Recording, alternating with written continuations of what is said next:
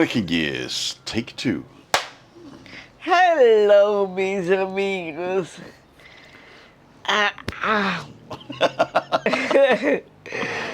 So today I'm gonna tell you all about the time when I started work. 1998 it was. No, it wasn't. Oh, We moved to America in 1997. yeah.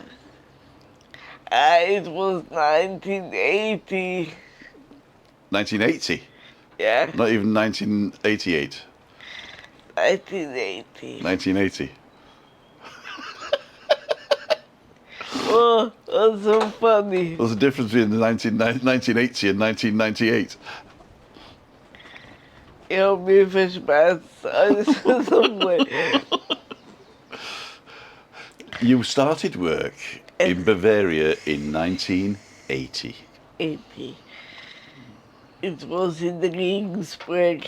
Beautiful town. The funny thing was, all my other friends at school, they had written like 20 bewerbungen. Job applications. Yeah, and they never got a yes, because that was how hard it was. And one day my aunt called in the morning and she had a newspaper for the Regensburg and she said, Musikwinkelhofer is looking for apprentices. Next thing, my parents and me jumped in the car and drove to Regensburg to meet the boss. That's about 45 minutes, is it? Or was it longer than them days? It was about 45, no, maybe 50. And yeah, we went in, we met him, and he was full of himself because he was the son of the senior boss, and he just taken the shop over. And it was the biggest music shop in Regensburg. So he decided to enroll 3 apprentices. One girl he had to take because her dad was a good client, but she was crap. You can't say that. I just don't mention the name. No, I won't. Okay. And You're ruthless. You're ruthless. and the boy he took was a really funny guy. We had a lot of fun there. But first of all, we had a workshop. And in the workshop was the old boss who took care of the violins that were broken or needed new strings or new hair for the bows. Then there was George, who fixed guitars. Then there was Günther, who fixed the brass instrument. Around the corner was Holzapfel, who was the electrician for the organs. And another guy called Auflieger, he was the piano tuner. Then you went through a door to the shop. There were 3 saleswomen and the 3 new apprentices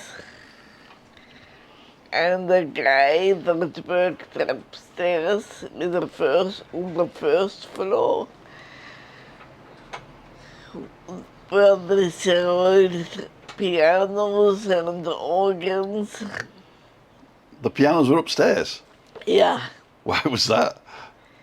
because downstairs wasn't a good place Oh, for the them. acoustics and that, yeah? Yeah. Right, so they had to transport all the pianos and organs Yeah, upstairs. from not the stairs in the shop, because that was a Spiral staircase. fire staircase. So they had to bring it with big goods Yeah, and straps. straps, yeah. But, yeah, it was hard work, but Günther did it mostly with another guy, because Günther was a strong guy. Lots of brawn. And Lots of brawn. So basically, this shop was in the middle of the city of Regensburg in the old town, middle, yeah. and it's an old building, right? It was like 15th century or 17th century. You know how old it was? I can't even remember, but it was... In the Wallengasse, this one, right? Weinstraße, yeah. Wallenstraße, yeah. Wow. And we had 3 Stockwerke, 3 floors. floors. First floor was the shop where the girls worked, and they had the learners' guitars and the note sheets, Sheet music. sheet music, not shit music, but sheet music. Kurt. God. And what was the trumpets?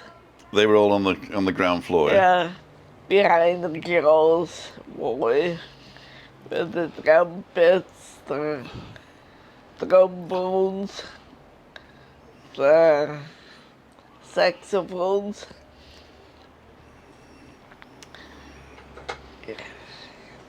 Were there any wind instruments other than the saxophones, like oboes and stuff like that? Yeah, but we didn't have them in stock. No, you could get them, but you didn't. Yeah. You didn't. Okay. So downstairs was mostly the cheaper guitars Yeah, and the the brass accordions downstairs as well. lots of them, little ones and big ones. And 'cause we as apprentices, we had to clean them. Wasn't allowed, but we still had to do it. And we had to do lots of things that shouldn't be done by apprentices. Wax on, wax off. Yeah. Get the broadside every morning. You had to go and get the 11s. Yeah, What was the 11s? but that was great. I liked to get them. Whatever they ordered, like Lieberkerzenmen. Or there was this great shop, it was a Feinkostladen in Weinstraße. And they had the best bread I've ever eaten. And fresh ham. You drooling. Yeah, but the thing was, my mom always gave me something to take for good side, like old stale bread with one piece of wish on it. And I had to go then and get the great, fantastic bread and ham for the other people. So you had to bring your own packed lunch. It just was really full of this delicious ham. Couldn't you like steal a slice and stick it in your stale bread?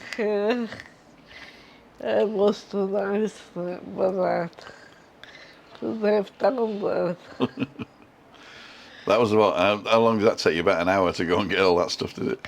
No, first of all, it took me about 20 minutes to take the orders from everybody.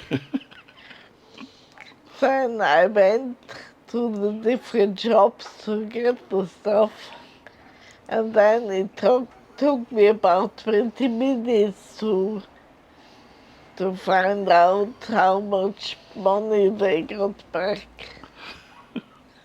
It was your own little shop, really, wasn't it?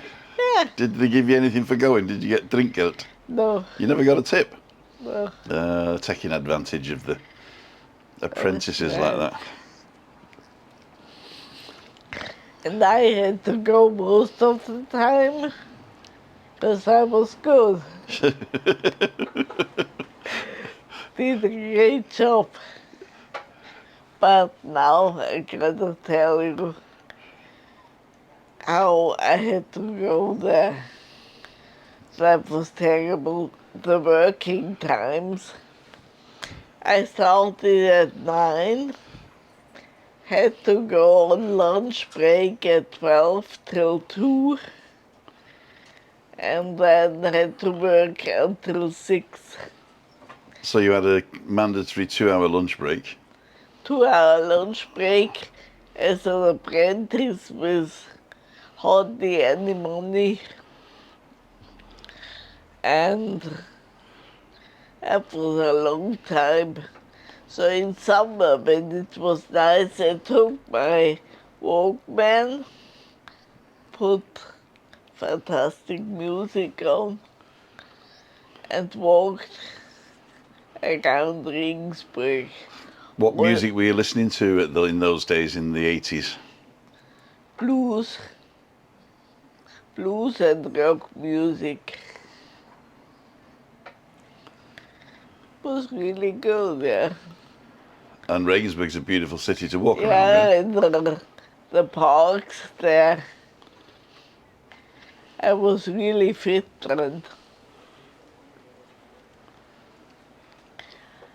and in winter it was not so good because it was cold and wet. So where did you go in the winter? I went to Horton's. To the department store? Yeah, just looked around. For 2 hours? Didn't buy anything, went home? Went back out? Sometimes a little bit. In the top floor there was like a cafeteria and I had a little bit to eat there. Uh-huh. So your job basically was to clean the instruments, get the 11s, go for a 2-hour lunch. What did you do in the afternoons? Yeah, just talk to clients and... But you couldn't sell everything, right? Could you? Were you allowed to sell everything as an well, apprentice?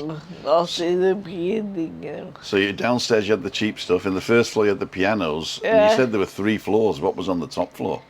The studio where the children went to learn the organ. Like a music school.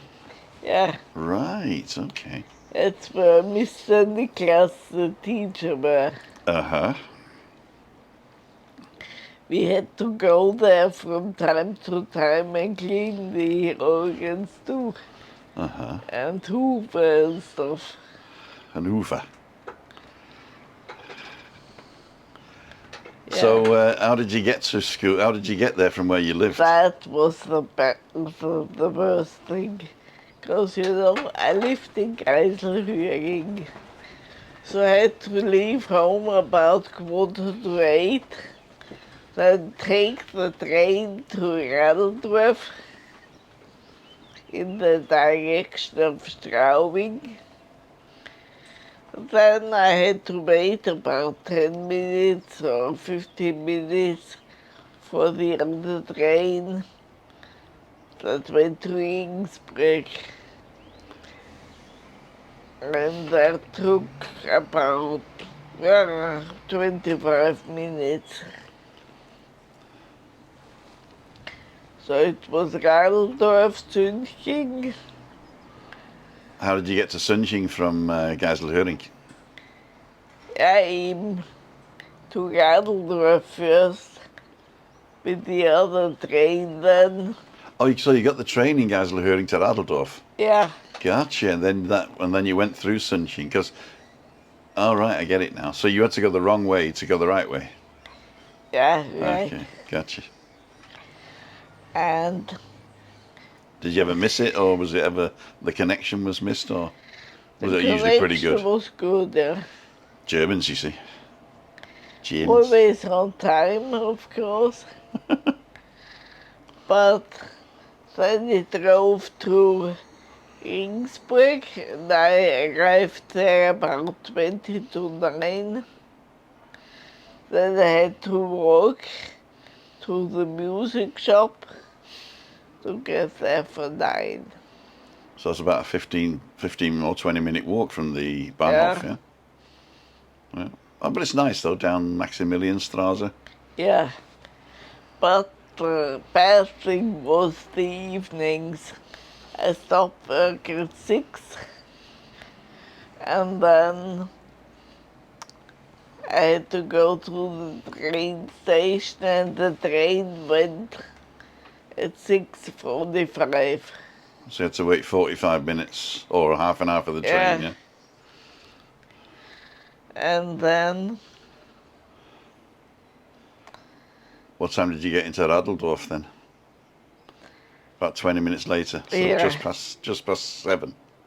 yeah, And how long did you have to wait for the train to Geiselhöring?